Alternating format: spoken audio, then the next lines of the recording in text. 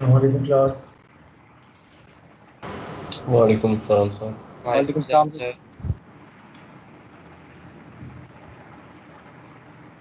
मैंने आप लोगों के जो है वो क्विज़ 1 का रिजल्ट शेयर किया है आप लोगों के साथ MS टीम के ऊपर।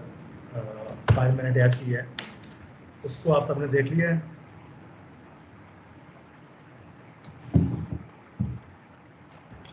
यस सर, देख लो। वो जो मार्क्स हैं वो आपके आउट ऑफ 10 हैं एब्सोल्यूट में। 100 मार्क्स में से 10 मार्क्स में से वो जो क्विज़ है, जो मार्क्स आप क्विज़ 1 में शो हो रहे हैं वो 10 में से हैं।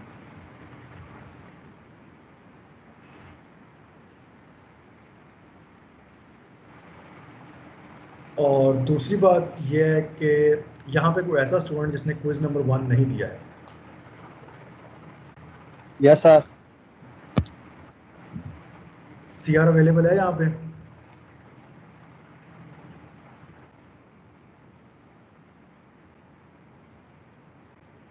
फरहाद अकरम,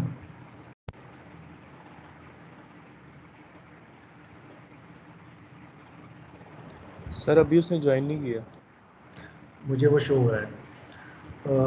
उसको मैसेज कर दो कि टीम में वापस आए। उसको मैं वैसे बाहर निकाल रहा हूँ।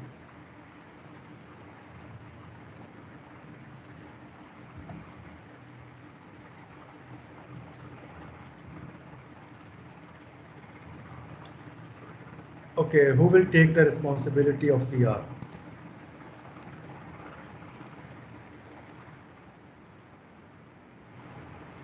हमजा, आप ग्रुप 2 के CR हो ना? Yes sir. अच्छा, आप एक काम करो। Excuse me sir.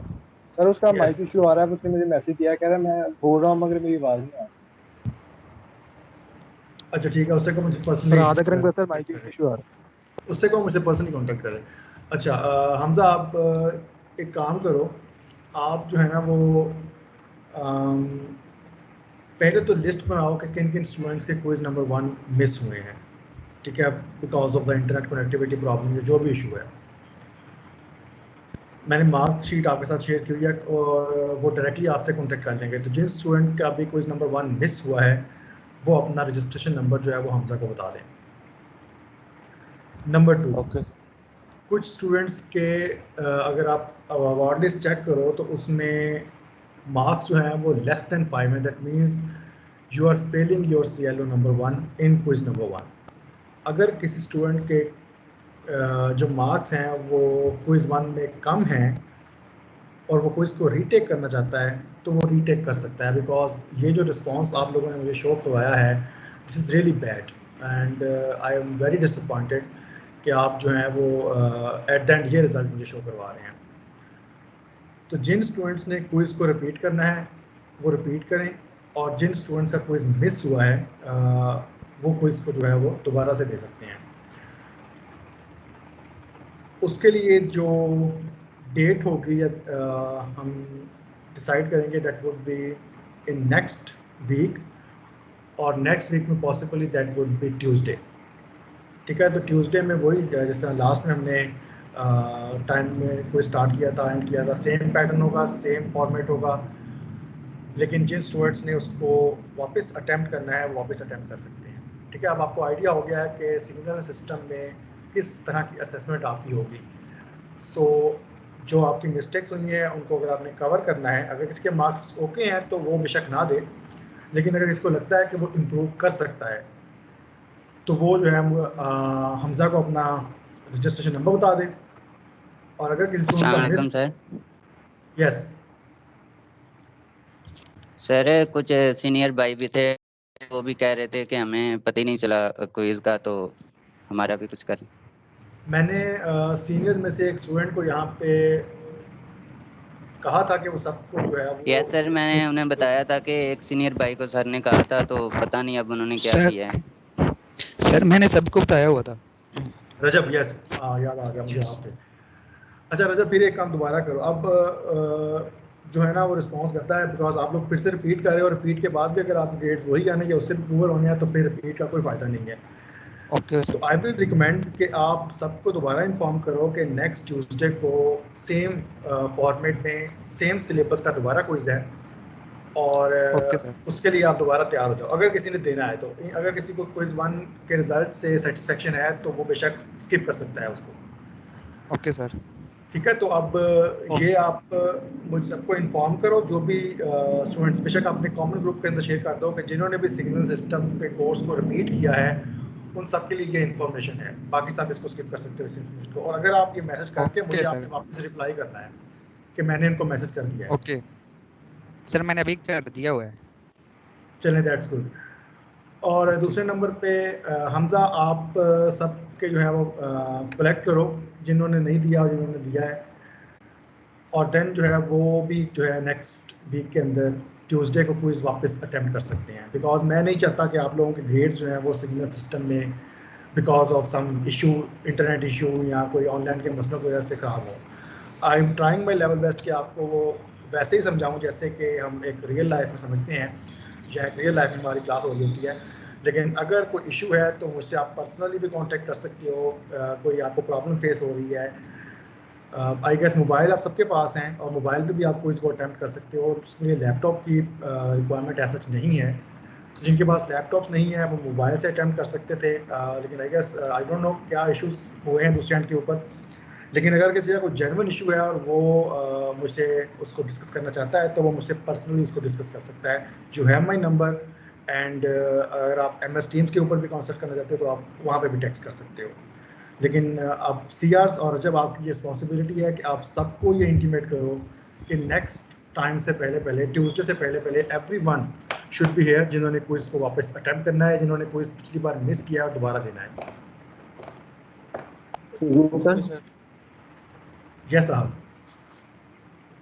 सर, जिन्होंने इम्प्रूवमेंट की कोशिश की और दूसरी मरतबा उनके उसके नंबर पहले से भी कम आए तो क्या पहले सर दोबारा हो जाएंगे? दैट डिपेंड्स कि अगर आप को लगता है कि आपके मार्क्स 5 से ऑनवर्ड हैं तो आई गेस आपको रिपीट करने की ज़रूरत नहीं है, बिकॉज 5 से ऑनवर्ड इज़ गुड।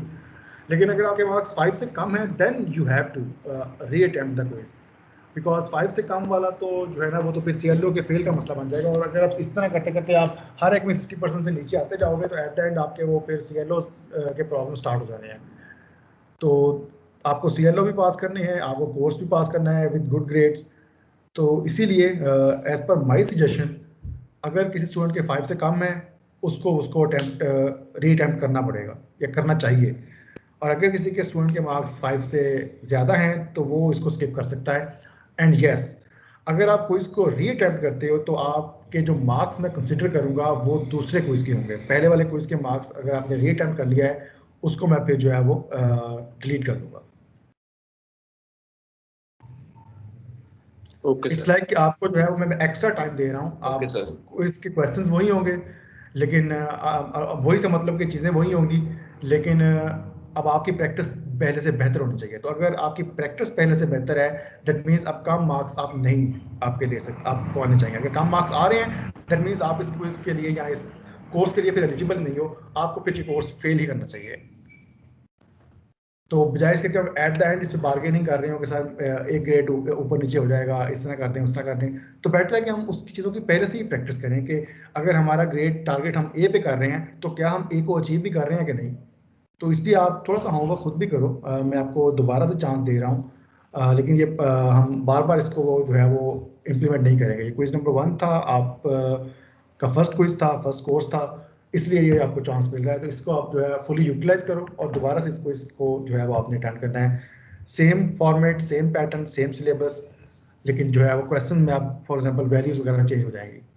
ठीक है, तो आपने आप उस सेंस में इसकी प्रैक्टिस करनी है। एनी क्वेश्चन इस पूरे डिस्कशन से रिलेटेड? यस सर, काइंडली आप इस क्विज की शेयर कर सकते हैं हमसे या सॉल्यूशन सर, अगर देखना हो किसी MCQ का। इसको हम चले मैं आपके साथ इसकी की शेयर कर देता हूँ। मुझे आप जो है ना वो एक टेक्स्ट कर दो, मैं आपके साथ इसकी जो है वो कीज को शेयर कर देता हूँ कि कौन कौन से ऑप्शंस जो थे वो। Thank you sir. ओके, कोई और क्वेश्चन इस डिस्कशन से related? Otherwise let's start with our course. Sir convolution वाला कितने मार्क्स का था क्वेश्चन? इसमें से कुछ क्वेश्चन जो थे वो 2 मार्क्स के थे और कुछ क्वेश्चन जो थे वो 1 मार्क के। आई थिंक कन्वोल्यूशन वाला जो था वो 2 मार्क्स का था, ओके सर। जिसमें आपको थोड़ा बहुत मैथ करना पड़ रहा था, वो मैंने 2 मार्क्स रखे थे, और जिसमें डायरेक्ट आंसर करना था वो 1 मार्क का यस था। सर, ग्राफ वाले 2। ठीक है, तो बेसिकली वो न्यूमेरिकल टाइप क्वेश्चन हो जाते थे, इसलिए उसमें आप की वेटेज मैंने ज़्यादा रखी थी।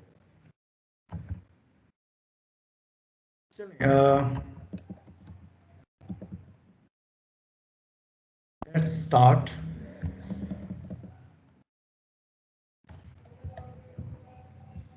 With week number 5। Before starting week number 5 थोड़ा सा रिकैप कर लेते हैं कि what we have discussed in the last week. Last week के अंदर हमने कन्वोल्यूशन को ही कंटिन्यू किया था, और कन्वोल्यूशन के कॉन्टिन्यूस टाइम के कुछ एग्जांपल्स को देखा था, और देन एट द एंड हमने कन्वोल्यूशन को एक स्लाइड के ऊपर रिव्यू किया था इन the form of conclusion slide. और उसके अंदर मैंने कुछ आपको इंपॉर्टेंट रूल्स बताए थे या कुछ इंपॉर्टेंट हैक्स बताए थे कि किस तरह से आप कन्वोल्यूशन को चेक कर सकती हो कि वो आपकी करेक्ट वे में जा रही है कि वो रॉन्ग हो रही है। उसके बाद हमने सिस्टम की डिफरेंट प्रॉपर्टीज़ को दोबारा से अंडरस्टैंड किया था। कॉजल प्रॉपर्टी को हमने देखा था कि वो एलटीआई सिस्टम के ऊपर कैसे इंप्लीमेंट होती है। LTI mean linear and time invariant. Then हमने जो है वो different further memoryless systems को देखा था, लीनियर सिस्टम्स को देखा था, और एट द एंड हमने यूनिट स्टेप रिस्पॉन्स को स्टडी किया था। Can anyone tell me what is unit step response?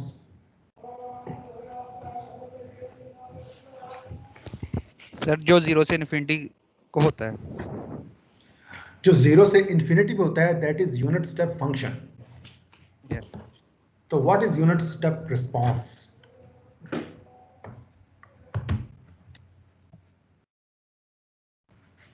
When the input is unit step function, then the response of system is known as unit step response.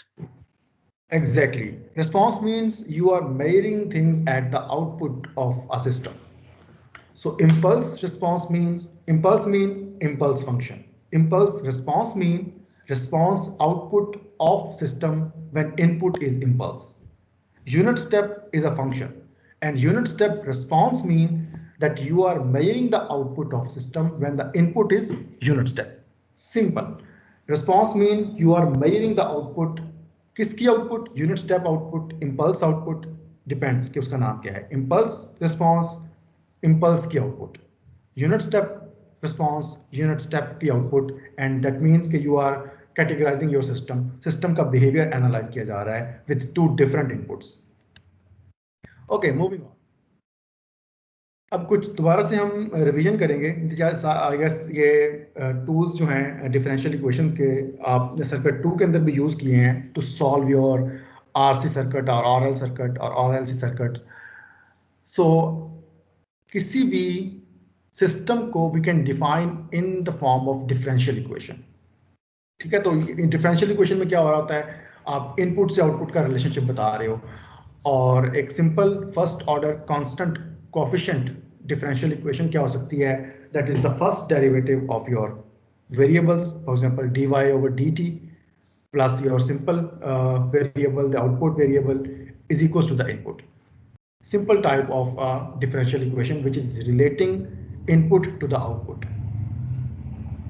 ठीक है, for example अगर आप एक RC circuit को discuss कर रहे हो और आरसी सर्किट में कैपेसिटर का जो करंट और वोल्टेज का रिलेशन है दैट नीड्स अ डेरिवेटिव और इंटीग्रेशन, तो उस सेंस में हम किसी भी सिस्टम को या किसी भी सर्किट डायग्राम को we can convert in the form of differential equation. तो नेक्स्ट हमारा जो अब गोल होगा, एक तो कन्वोल्यूशन हमने स्टडी किया कि हम आउटपुट बना सकते हैं using convolving system input with the impulse response. दूसरा हम अब जो मेथड आज डिस्कस करेंगे वो ये होगा कि हम डिफरेंशियल इक्वेशन डिफाइन कर सकते हैं, और दोनों ही केसेस में आपको आउटपुट मिल जाएगी। वहाँ पे कैसे मिल रही थी, वहाँ आपको आउटपुट मिल रही थी by convolving input with h impulse response. यहाँ आपको इसके सोल्यूशन से अगर हम इस डिफरेंशियल इक्वेशन को सॉल्व कर लें, you can get the output by of t. इस पे एग्जाम्पल भी कर लेते हैं। To solve a differential equation we must specify one और more auxiliary conditions. That means कि अगर आपने, अब हम सिंपल सी एग्जांपल ले रहे हैं कि अगर आप किसी सिस्टम में आपने डिफाइन करवाया है एक आरसी सर्किट, और आपको फाइंड करना है output voltage across the capacitor.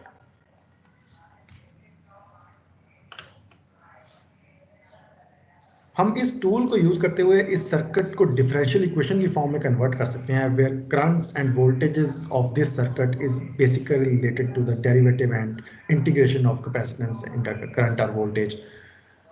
But without initial conditions या ऑक्सिलरी कंडीशंस हमारा सोल्यूशन जो है वो कंप्लीट नहीं होगा। आपको पहले इन्फॉर्म करना चाहिए कि जब मैं वोल्टेज फाइंड करने लगा हूं या मैं जिस टाइम के ऊपर मैं इस वोल्टेज को चेक कर रहा हूं उस टाइम से पहले क्या था कैपेसिटर पे।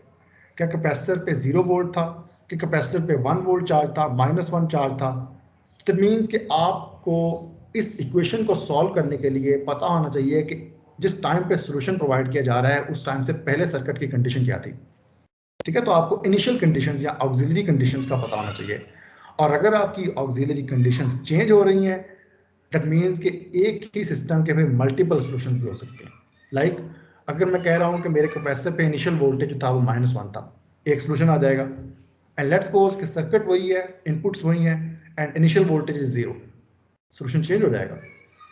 तो एक just solution is not a good enough, हमें इनिशियल कंडीशंस का भी बताना चाहिए, बिकॉज हर इनिशियल कंडीशन की चेंजिंग के साथ सर्किट का सॉल्यूशन भी चेंज हो रहा है।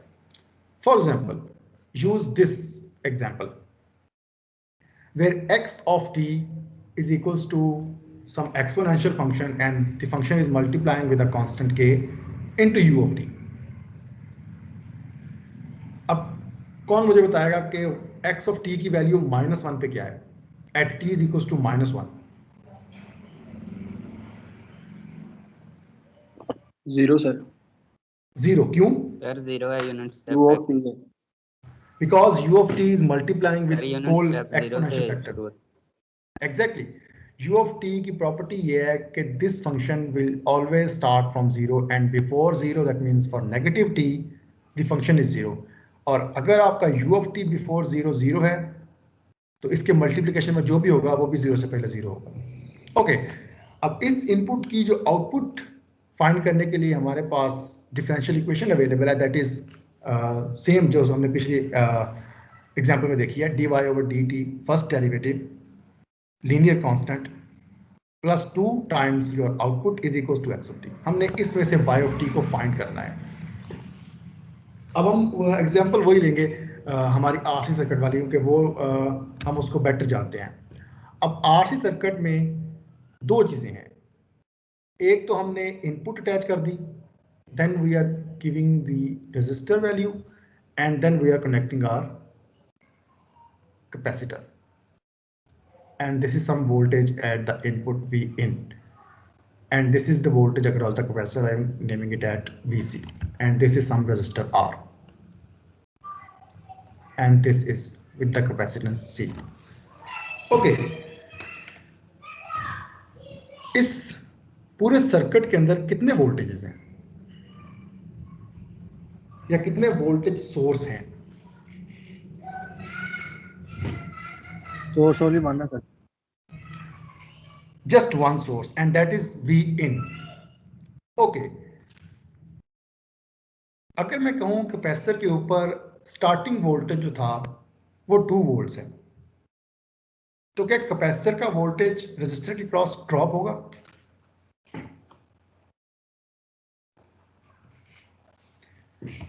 अब इसको हम एक और एग्जांपल से जो है वो सॉल्व करने की कोशिश करते हैं।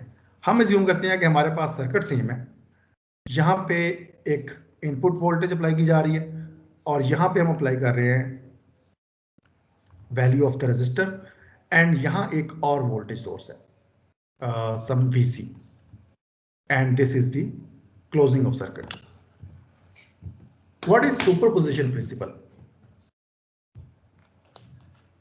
सर पहले एक दोनों सोर्स को के ऐड हिसाब कर- से सर फाइंड पहले करेंगे, अगर फिर दूसरी सोर्स के हिसाब से उसको ऐड कर देंगे एंड पे। एग्जैक्टली।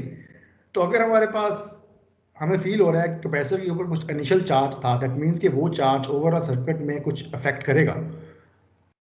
सिमिलरली अगर एक और वोल्टेज सोर्स अटैच कर दिया है तो हमें पता है कि ये वाला वोल्टेज सोर्स ओवरऑल सर्किट के अंदर अफेक्ट करेगा, जो ओवरऑल करंट्स फ्लो करने हैं रेजिस्टर के क्रॉस, उसमें कुछ इस वोल्टेज की वजह से चेंजिंग आनी है। तो हम फिर क्या करते हैं, हम एक वोल्टेज सोर्स को किल कर देते हैं या अगर करंट सोर्स है तो उसको किल करेंगे और दूसरे वोल्टेज सोर्स की वजह से अपने पैरामीटर्स को फाइंड कर लेंगे सॉरी, एंड सिमिलरली हम फिर फर्स्ट वाले को किल करेंगे और देन सेकंड से अपने पैरामीटर्स फाइंड कर लेंगे। तो सिमिलर वे के अंदर if you are defining your differential equation, आपके दो सॉल्यूशंस हो सकते हैं। आपने अगर इसको पढ़ा हुआ है तो कैन यू रिकॉल कि वो कौन कौन से सॉल्यूशंस होते हैं, को क्या नाम देते हैं हम? और शायद पर्टिकुलर सॉल्यूशन और नेचुरल सॉल्यूशन कुछ इस तरह था। एग्जैक्टली एक होता है पर्टिकुलर सॉल्यूशन और एक को हम बोलते हैं नेचुरल सॉल्यूशन या होमोजेनियस सॉल्यूशन। नेचुरल सॉल्यूशन का मतलब यह है कि जो कैपेसिटर की नेचर है, जो उसने वोल्टेज चार्ज किया हुआ था उसने उसको डिस्चार्ज करना है across the resistor, this is the natural response of capacitor, वो नेचुरल है। एक होता है पर्टिकुलर या उसको फोर्स्ड रिस्पॉन्स भी बोलते हैं। फोर्स रिस्पॉन्स होता है आपके इनपुट की वजह से, एक सोर्स कनेक्टेड है जो फोर्स कर रहा है कि इतना वोल्टेज ट्रेवल करता ही जाए। तो दो चीजों को एडिशन करना पड़ेगा to find exact y of t. तो हम वाई ऑफ टी को लिख सकते हैं कुछ इस फॉर्म के अंदर, where y of t is equals to particular solution जिसमें मैंने वाई पी लिख दिया है, ये है जी आपके सोर्स की वजह से, अगर हम आरसी की एग्जांपल ले रहे हैं तो। और जो होमोजेनियस है आपकी बुक के ऊपर वो होमोजेनियस का नाम लिखता है इसको, this is your natural response because of the capacitor.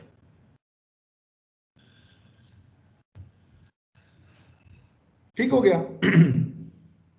अब जब तो हम अपना पर्टिकुलर सॉल्यूशन फाइंड कर रहे हैं, उस टाइम पे हमने अपने पूरी इक्वेशन में एक्स ऑफ टी को कंसीडर करना है, बिकॉज वो एक्स ऑफ टी ही है जो इस पूरे सिस्टम के अंदर एज अ सोर्स रन कर रहा है। लेकिन अगर हम जस्ट नेचुरल रिस्पॉन्स फाइंड कर रहे हैं, दैट मीन्स हमें सोर्स को फिर किल करना पड़ेगा। तो हमने इस पूरी इक्वेशन को एक्स ऑफ टी में जीरो कर देना है।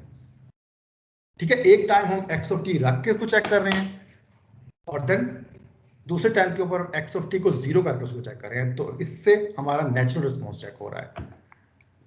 सेकेंड इक्वेशन आपको बता रही है कि what is the natural response of this circuit, जिसमें अब इनपुट नहीं है। कि अगर इनपुट नहीं है तो सिस्टम फिर की नेचर वाइज क्या करेगा।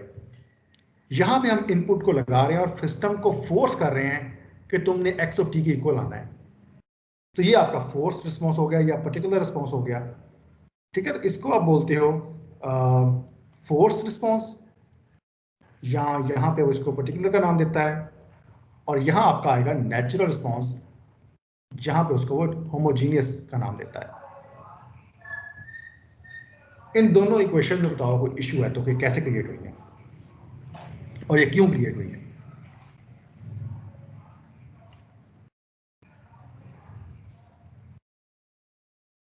क्लियर? Yes sir. सर चलें अब इसको फिर सॉल्व करते हैं। पहले हम फाइंड करते हैं होमोजीनियस सॉल्यूशन। दैट मींस कि हमें सेकंड इक्वेशन जो है उसमें से y ऑफ t को फाइंड करना है। इसको मैं कर रहा हूं अरेज ताकि हमारे पास पिक्चर ज्यादा क्लियर है। सेकंड इक्वेशन में y ऑफ t की वैल्यू सिलेक्ट करनी है और वो वैल्यू ऐसी होनी चाहिए कि उसका डेरिवेटिव और वो सिंपल y ऑफ t दोनों की एडिशन से आंसर 0 आ जाए।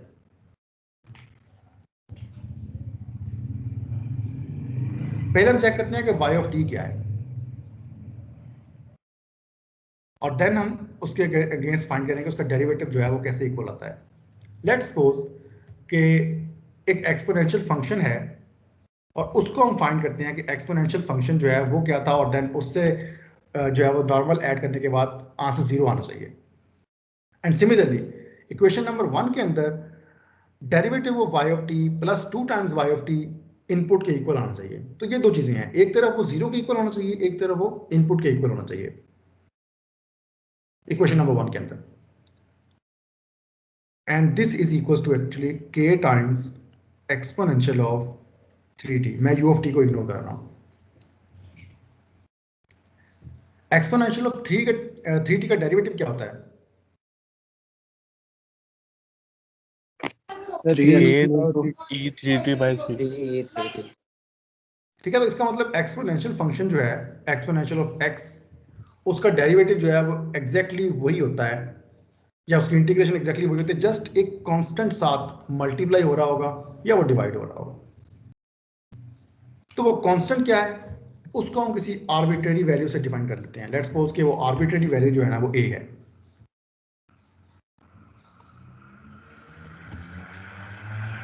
ठीक हो गया। a टाइम्स एक्सपोनेंशियल ऑफ, अब x को मैं 3t लिख रहा हूं, इंटू 3t। हम एज्यूम करते हैं कि ये जो है ना हमारा y ऑफ t है, क्योंकि एक्सपोनेंशियल एक ऐसा फंक्शन है जिसका डेरिवेटिव एग्जैक्टली वही फंक्शन बनाता है और साथ एक स्केलर बस मल्टीप्लाई होता है। लेट्स चेक कि ये रिजल्ट में करता क्या है। y of t is equals to a times exponential of 3t where a can be anything। इसका डेरिवेटिव होगा 3a एक्सपोनेंशियल ऑफ 3t। अगर मैं मिस्टेक करूं मुझे रोक दीजिएगा। Plus 2 times whole signal. Yes sir ये हमने x ऑफ t क्यों लिया है k e raised to 3t? देखो, इसको ना थोड़ा सा आप को माइंड के अंदर एक पिक्चर बनानी पड़ेगी। आपने एक ऐसा सॉल्यूशन फाइंड करना है, एक ऐसा सॉल्यूशन फाइंड करना है जिसमें डेरिवेटिव और सिंपल वेरिएबल दोनों ऐड होके इनपुट दे दे, और इनपुट हमें पता है कि वो एक कांस्टेंट है और साथ एक्सपोनेंशियल मल्टीप्लाई हो रहा है। एक चीज यहां से कंफर्म कर लो, अगर एक्सपोनेंशियल यहां पे मल्टीप्लाई हो रहा है इसका मतलब है कि सॉल्यूशन के अंदर एक्सपोनेंशियल आएगा ही आएगा, because y of t exponential of 3t होना चाहिए, क्योंकि उसका डेरिवेटिव भी एक्सपोनेंशियल ऑफ 3t है। तो exponential of 3t with some constant plus exponential of 3t with some constant, वो ऐड होके total k times exponential of 3t बना सकते हैं। तो जो एक्सपोनेंशियल ऑफ 3t है that is a must. Point समझ आ रहा है कि आपने टोटल जो आंसर बनाना है ना x ऑफ t का, उसके अंदर एक्सपोनेंशियल ऑफ 3t का फैक्टर होना चाहिए। तो अगर मैं एक्सपोनेंशियल ऑफ 3t को नॉर्मल लिखता हूं वो ठीक है, अगर उसका डेरिवेटिव भी लेता हूं ना फिर भी वो चेंज नहीं होता, लेकिन ये कांस्टेंट के साथ मल्टीप्लाई होता है। उस कांस्टेंट को हमने a का नाम दे दिया है, वो कुछ भी हो सकता है, दैट डिपेंड्स कि आप की जो है वो वैल्यूज क्या है।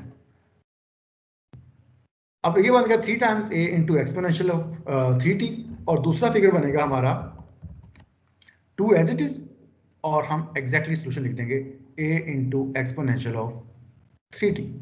अब अगर इनको आप ऐड करो तो एक common factor exponential of 3t आपके पास बच जाएगा, which is required for this equation. तो इसमें से हम कॉमन लेते हैं एक्सपोनेंशियल ऑफ 3t। क्या आंसर आएगा? या लेफ्ट साइड और राइट साइड के ऊपर एक्सपोनेंशियल ऑफ 3t को वैसे ही आप कैंसिल आउट कर दो कि ये चीज जो है ना वो सब में कॉमन है। हमारा जो आंसर बनेगा that would be 5a is equals to k, which means k is equals to, sorry, a is equals to k by 5। तो जो हमने सॉल्यूशन में a एक आर्बिट्रेरी वैल्यू ले ली थी ना, वो वैल्यू k की टर्म्स में k by 5 होनी चाहिए, बिकॉज हमें इनपुट में k तो पता ही होगा कि k क्या है। तो जो a लेना है ना वो k को 5 से डिवाइड करके लेना है आपने, तो आपका एग्जैक्ट मैच कर जाएगा। क्लियर? Yes sir. दूसरी क्वेश्चन पे आ जाओ। दूसरी इक्वेशन में आपको एक ऐसा सॉल्यूशन चाहिए जो दोनों के आंसर को आप जीरो कर दे।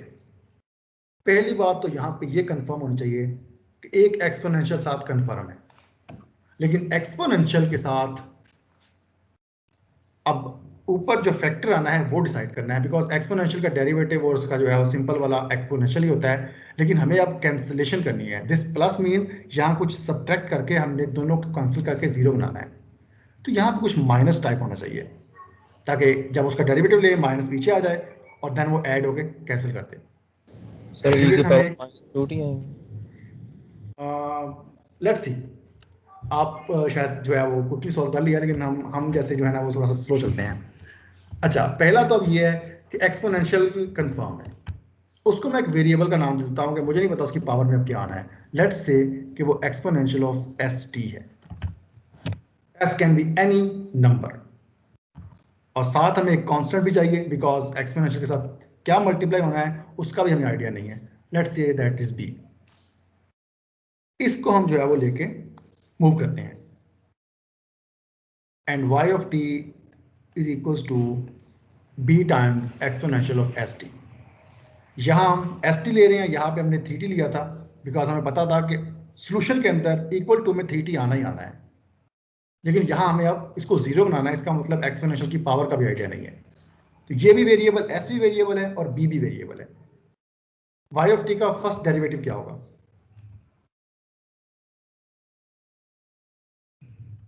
S b power s s b की power s. b as it is into s, साथ मल्टीप्लाई हो जाएगा into exponential of s t. ठीक हो गया? Plus 2 as it is, b multiply हो रहा है into exponential of s t is equals to 0। क्या कॉमन आ रहा है इसमें से?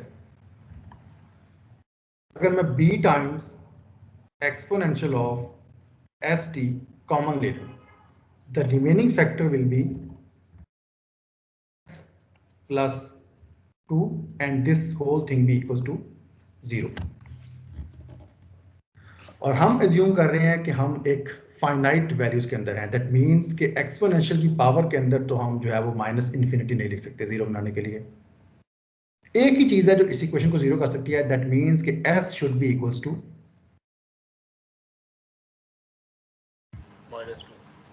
-2। अब हमारा जो टोटल सॉल्यूशन होगा वो कुछ ऐसे होगा। yp हमने फाइंड कर लिया है, yp इज इक्वल्स टू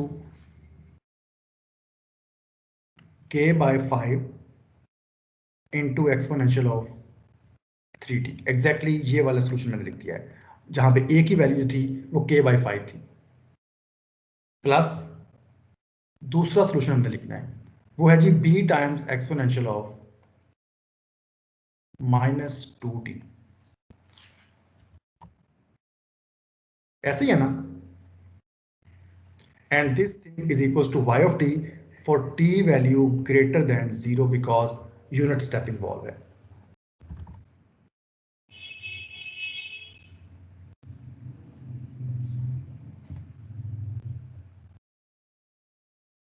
यहां से हमें y ऑफ t का सॉल्यूशन पता लग गया है, बट एक प्रॉब्लम है, हमें b कांस्टेंट की वैल्यू नहीं पता, तो उसकी वैल्यू आपको फाइंड करनी पड़ेगी। उसके लिए we have to find the initial condition, और वो हम हेल्प लेंगे अपने इनपुट से।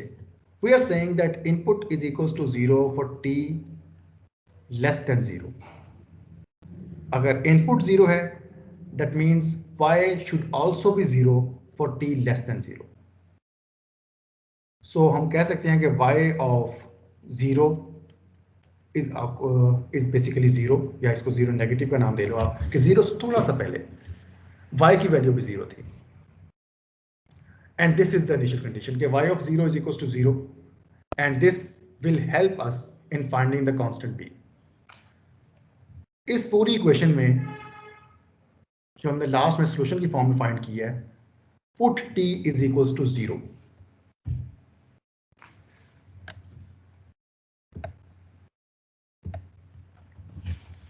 अगर मैं t को 0 रखता हूं तो एक्सपोनेंशियल ऑफ 0 मींस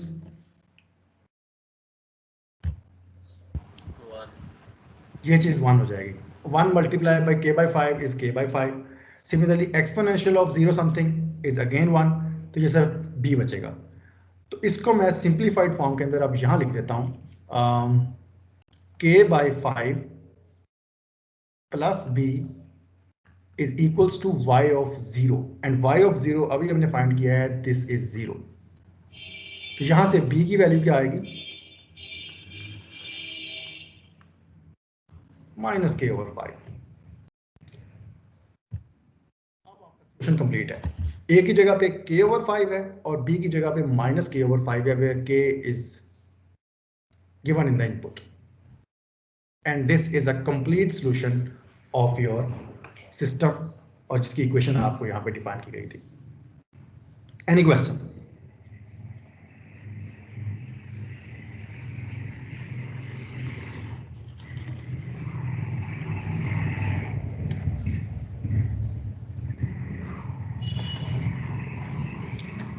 ओके, ये तो है हमारा, यस। तो ये जो इक्वेशन हमारे पास आई है नेचुरल सॉल्यूशन के लिए बी ई की पावर एस टी और ब्रैकेट में एस प्लस 2। सर जब एस यहाँ पे -2 पुट किया तो ये सारी इक्वेशन जीरो नहीं हो जाएगी? सारी इक्वेशन जीरो हो जाएगी, बिल्कुल हो जाएगी। सर फिर इसके रिस्पांस में हमने ये बी ई की पावर -2 टी सिर्फ लिखा है y o h of t. देखो, अपना माइक म्यूट करो पहले। हमने y की एक ऐसी वैल्यू फाइंड करनी है जिस पे इक्वेशन का आंसर जीरो आ जाए। सिंपल सी बात ये है, लेफ्ट साइड की वैल्यू फाइंड करनी है, राइट साइड की वैल्यू जीरो पता है, तो हमने लेफ्ट साइड पे एक ऐसी वैल्यू फाइंड करनी है जिससे ओवरऑल आंसर जीरो हो जाए। इट्स लाइक आपने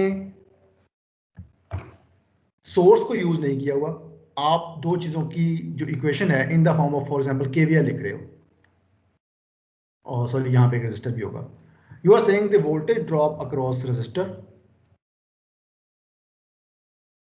plus your sorry equal to the input voltage, या हम इसको ऐसे भी लिख सकते हैं the input voltage minus the voltage drop across the resistor equal to zero. तो अब आपको एक ऐसा वोल्टेज फाइंड करना है जिसका ओवरऑल आंसर जीरो आ जाए। तो ऐसे बिल्कुल ऐसा वहीं पे है, एक फर्स्ट पैरामीटर गिवन है, एक सेकंड पैरामीटर गिवन है, और आपको एक ऐसी वैल्यू फाइंड करनी है जिसपे दोनों का आंसर जीरो आ जाए। Straight forward.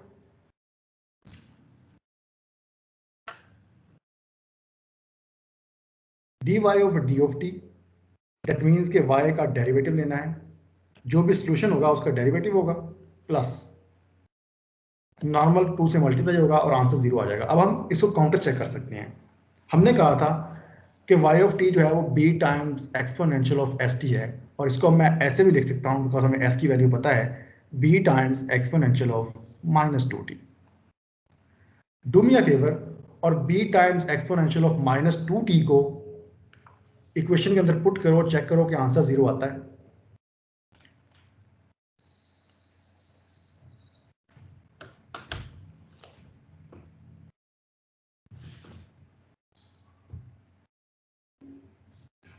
ये सर जीरो है। ठीक है, तो बेसिकली सोल्यूशन का मतलब ये होता है कि इक्वेशन उस पे वैलिड हो जाए। इससे इक्वल टू जीरो का मतलब ये नहीं है कि आपका y ऑफ h रही है, y ऑफ h जीरो हो गया।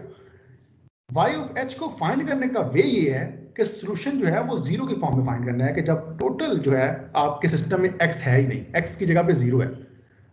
तो एग्जैक्टली वही बात है, हम इनपुट सोर्स को किल कर रहे हैं और कैपेसिटर की वजह से फाइंड कर रहे हैं कि ओवरऑल रिस्पॉन्स क्या बना। एक तो यह ना कि आपने केवीएल लगाया, first voltage plus second voltage plus third voltage is equal to zero. अब दूसरा ये कि वोल्टेज है ही नहीं, तो इसका मतलब है सारे कंपोनेंट्स का वोल्टेज इक्वल टू जीरो होना चाहिए, क्योंकि सोर्स तो था ही नहीं। पॉइंट समझ आ गया? कोई क्वेश्चन, कोई एम्बिग्युइटी तो नहीं है? आप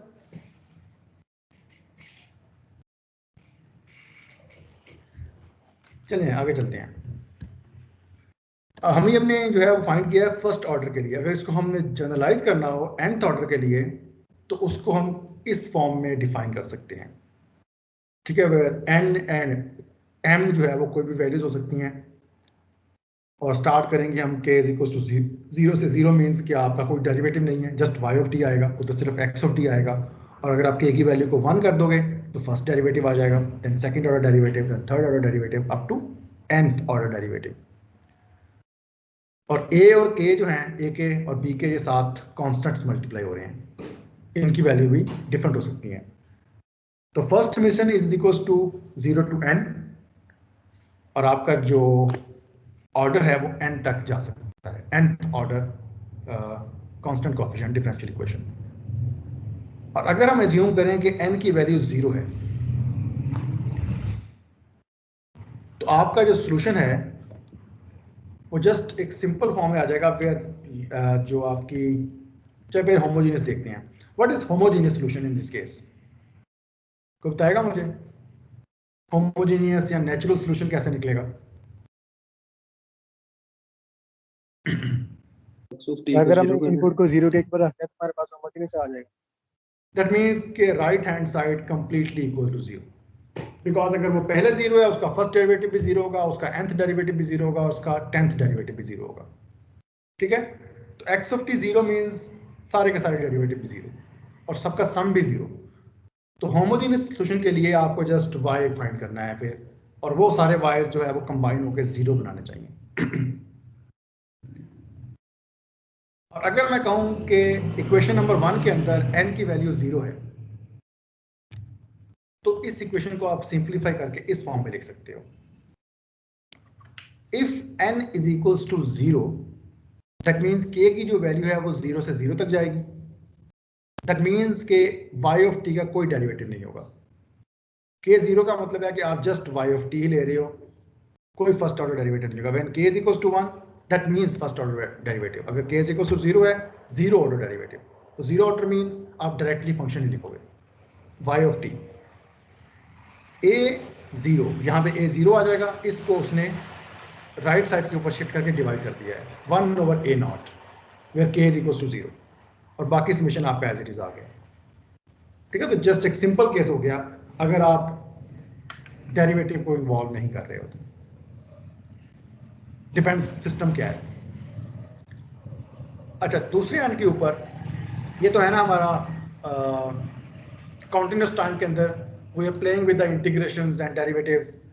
लेकिन अगर डिस्क्रीट टाइम में हम कहें कि इंटीग्रेशन जो है वो समेशन की फॉर्म में हम कन्वर्ट कर सकते हैं, तो डेरिवेटिव को हम कन्वर्ट करेंगे इन द फॉर्म ऑफ डिफरेंस या सब्ट्रैक्शन वाली इक्वेशन के।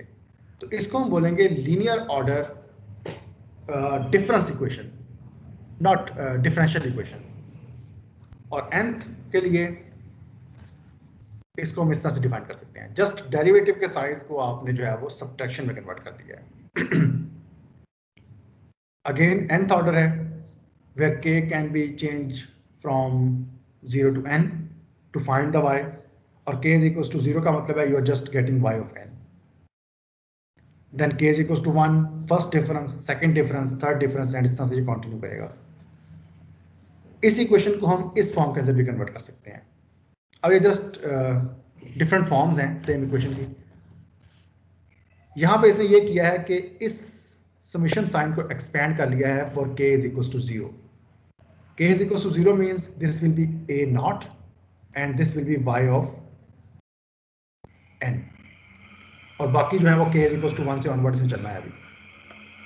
तो y of n उसने इस साइड पे रहने दिया है और a0 से डिवाइड कर दिया है, तो 1/a0 राइट साइड पे गया, बाकी x की इक्वेशन एज इट इज है और बाकी y की इक्वेशन भी एज इट इज है starting from k is equals to 1, because 0 हमने एक्सपेंड कर लिया था, अब 1 से ऑनवर्ड ही चलेगी। ठीक है, इसमें कोई प्रॉब्लम तो नहीं है, ये समझ आ रही है ना? जस्ट थोड़ा सा मैनिपुलेट किया है।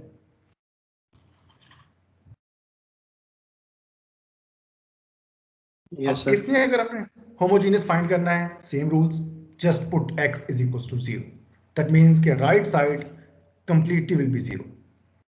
अगर x 0 के ऊपर 0 है तो x सब के ऊपर भी 0 शिफ्ट होगा। ठीक है, तो सिंपल शिफ्टिंग प्रॉपर्टी। और अगर हमने इसमें n की वैल्यू को 0 कर दिया, दैट मीन्स nth ऑर्डर में 0th ऑर्डर ले रहे हैं बस, तो ये इक्वेशन जो है जिसको मैं अभी हाईलाइट करने लगा हूं, ये कन्वर्ट हो जाएगी कुछ इस फॉर्म के अंदर। क्योंकि हमने कहा है कि n की वैल्यू 0 है, इसका मतलब है ये सारे के सारे टर्म्स जो है वो y के लिए वैनिश हो जाएंगे, बिकॉज 0 वाली हमने ऑलरेडी एक्सपेंड कर ली थी और ये टर्म स्टार्ट ही 1 से हो रही है। तो 1 से ऑनवर्ड वैसे ही हमारा जो है वो डिफरेंस एग्जिस्ट नहीं करता, तो ये टर्म जो है वो हम नेग्लेक्ट कर सकते हैं। जो रिमेनिंग टर्म होगी that is just this term. अब इसमें हो क्या रहा है, you are finding y of n और वो समेशन हो रहा है with some constant bk over a0 into xn minus k. It's like convolution, h of n into x of n minus k, या x of n into h of n minus k commutative law hold करता है।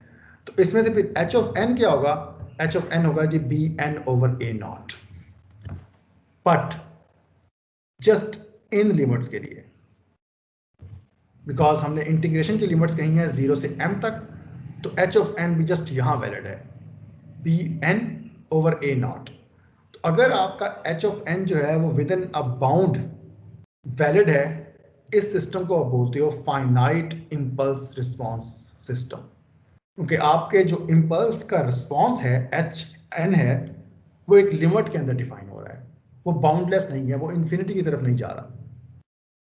ठीक है, तो इस तरह के system को you are saying finite impulse response, FIR। Because impulse response को डिफाइन करने के लिए you need a boundary. In this case that boundary is 0 to m और otherwise h of n is 0, hence finite। इसका उल्टा फिर क्या होगा, इन्फिनिट इंपल्स रिस्पॉन्स, IIR। उसके लिए एग्जांपल देखते हैं। लेट्स सपोज कि हमारे पास एक सिस्टम है y of n minus first difference is equal to x of n, same pattern जिस तरह हमने लास्ट एग्जांपल कॉन्टिन्यूस टाइम में देखी है, and x of n is equal to this impulse. अब चेक करना है कि इस इनपुट के लिए सिस्टम क्या करेगा। इक्वेशन नंबर 1 को जहां पे y of n डिफाइन हुआ है, you can modify this form into this star equation. आपने y of n को जस्ट लेफ्ट साइड पे रखा है और बाकी सारे पैरामीटर्स आप राइट साइड पे ले गए हो, बिकॉज हमें y of n फाइंड करना है एग्जैक्टली। ठीक है, तो यहां तक जो है वो जस्ट सिंपल मैनिपुलेशन है। नेक्स्ट थिंग जो अब हमें एनालाइज करनी है वो ये है, और वो मुझे आप बताओगे, what is the value of x of n for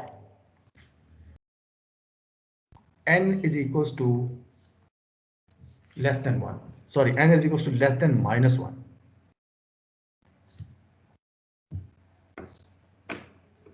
n -1 से पहले पहले इनपुट की वैल्यू क्या है? 0। क्यों? सर वो साथ इंपल्स आ रही है। Because of the impulse function। Sir हमारे पास Because impulse exactly 0 पे 1 impulse ने आंसर ही 0 पे देना है, तो before 0 input is 0, and if before 0 is input is 0, that means कि before 0 या -1 तक output भी 0 होगी।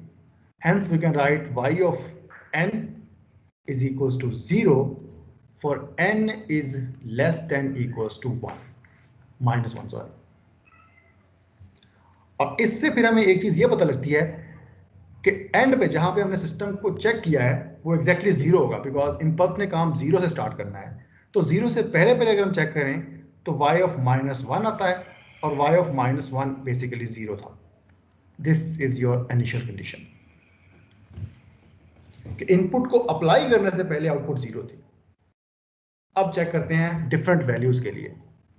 पुट y of n की जगह पे हम 0 पुट करते हैं, and let's find y of 0 क्या है, बिकॉज y of 0 से पहले -1 -2 -3 सारे जीरोस हैं।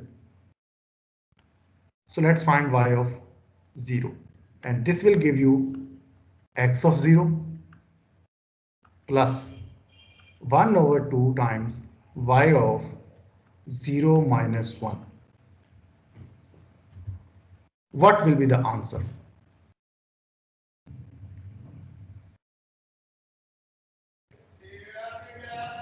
सेकेंड टर्म पे आंसर क्या आएगा, where 1/2 y of -1, ये टर्म 0 हो जाएगी। तो हमें जस्ट कंसर्न है कि x of 0 क्या है। x of 0 क्या है? x of 0 is impulse function and that impulse function is multiplied by a amplitude k। तो यहां जस्ट आपका एम्पलीट्यूड k आ जाएगा।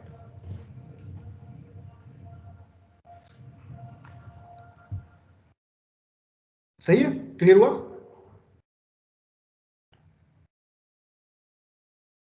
जस्ट स्टॉप मी अगर कोई क्वेश्चन है तो। आई एम गेसिंग कि आपको ये समझ आ रहा है। What about y of 1? अब इस तरह से कंटिन्यू भी होगा। y of 1 means you are finding x of 1 plus 1/2 y of 1 minus 1. Okay. x of 1 क्या है? 0 सर। 0, बिकॉज इंपल्स ने जस्ट 0 पे आना था, उसके बाद इंपल्स एग्जिस्ट नहीं करती। Plus 1/2 y of 0, y of 0 क्या है? के सर k, और साथ बाई 2 या तो मीन 2 डिवाइड भी हो रहा है तो k/2। सिमिलर वे के अंदर you can find y of 2, y of 3, मैं उसको स्किप कर रहा हूँ, जस्ट जो सिंपल मैथ है। तो ये सारी डिस्कशन हम कर चुके हैं that n x of n is equals to 0 for n less than equals to -1, and similarly y of n is equals to 0 for n is less than equals to -1। अगर input नहीं है तो output भी नहीं होगी। So the initial condition is कि हम 0 से पहले पहले y की वैल्यू 0 है। तो let's start with n is equals to 0। तो n is equals to 0 पे फाइंड किया, that was k। n is equals to 1 पे फाइंड करेंगे, that will be k/2, and then इस तरह से 1/2 के फैक्टर्स ऐड होते जाएंगे। This will be k times 1/2 का स्क्वायर, और अगर हम n तक जा रहे हैं तो this will be k times 1/2 की पावर n। तो इसका मतलब है यहाँ पे y ऑफ n को फाइंड करने के लिए जो साथ आउटपुट पे आ रहा है k/2 एंड 1/2 का स्क्वायर इंटू k, ये आपके इम्पल्स रिस्पॉन्स थे और ये स्टॉप नहीं कर रहे हैं। जैसे आप n की वैल्यू बढ़ाते जा रहे हो उसका रिस्पॉन्स डिफरेंट आ जाता है। 1 के लिए और था, 2 के लिए और है, and if you are putting 10 के लिए और होगा। तो इसको बोलते हैं हम h of n is equals to 1/2 raised to power n and u of n। Start 0 से कर रहे हैं लेकिन बाउंड नहीं है, इंफिनिटी तक भी जा सकता है। Hence this system is called infinite impulse response system. यहां इंपल्स रिस्पॉन्स विदाउट बाउंड्री है।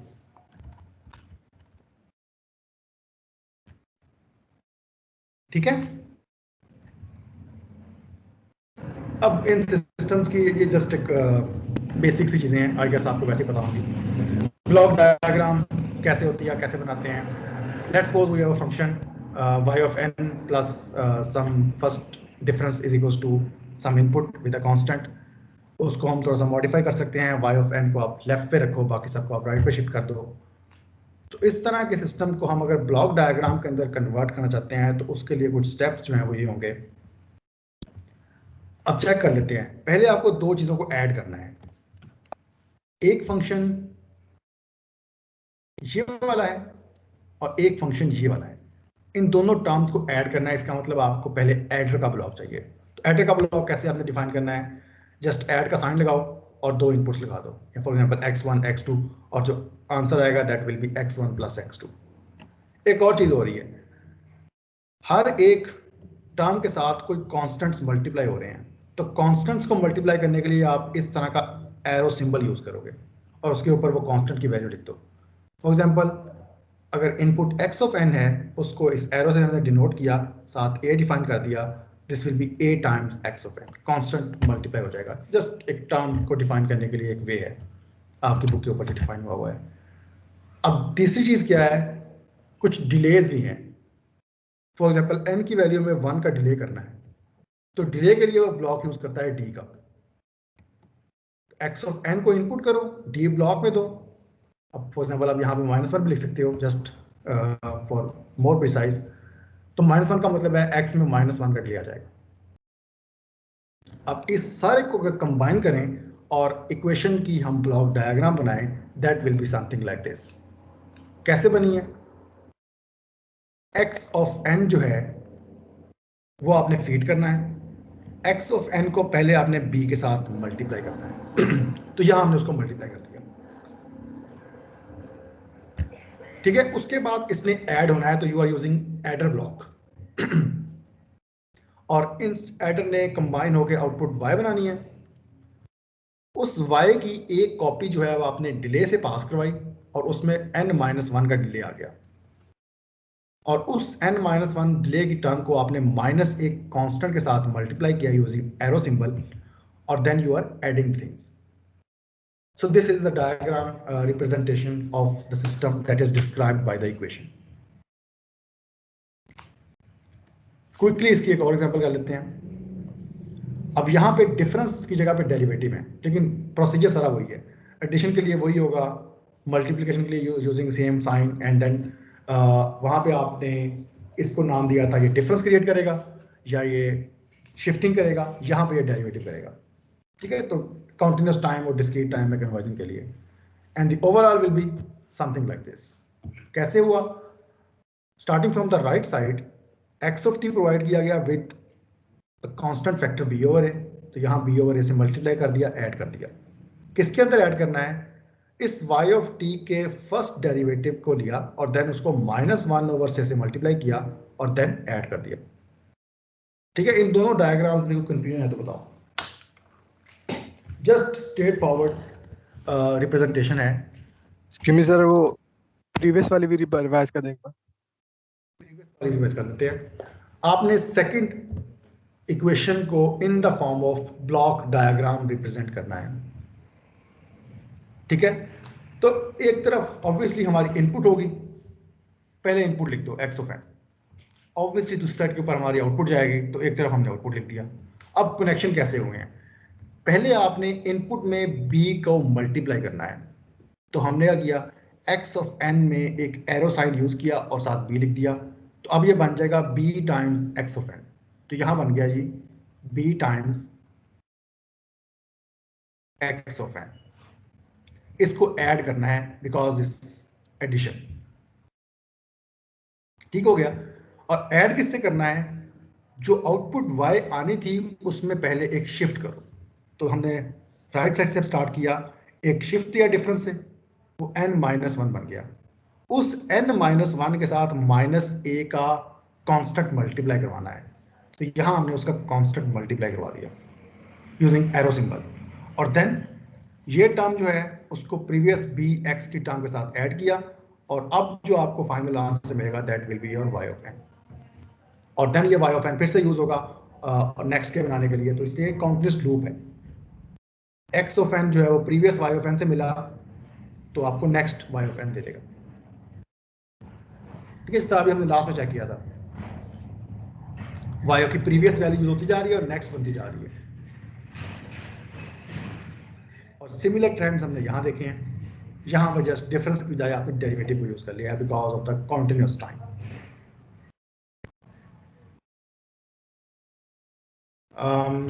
अब ये एक और रिप्रेजेंटेशन है। अगर डेरिवेटिव में आप काम नहीं करना चाहते, you are doing the integration, तो ऑब्वियसली डेरिवेशन का जो है वो रेसिप्रोकल इंटीग्रेशन है। तो आपने क्या किया, y ऑफ t को फाइंड करने के लिए बाकी सारी इक्वेशन को इंटीग्रेट कर दिया। जैसे कि हम y का डेरिवेटिव लें, हमने इक्वेशन को इंटीग्रेट कर दिया, तो उसके लिए फिर क्या करना है, दो चीजों के पहले एडिशन करो, b times x of t, ये रहा आपका b times x of t, ये चीज मल्टीप्लाई होगी, सॉरी ऐड होगी -a times y of t में। तो y ऑफ t के साथ -a आपने मल्टीप्लाई किया और ऐड कर दिया, और इन सब की इंटीग्रेशन कर दी। Any question?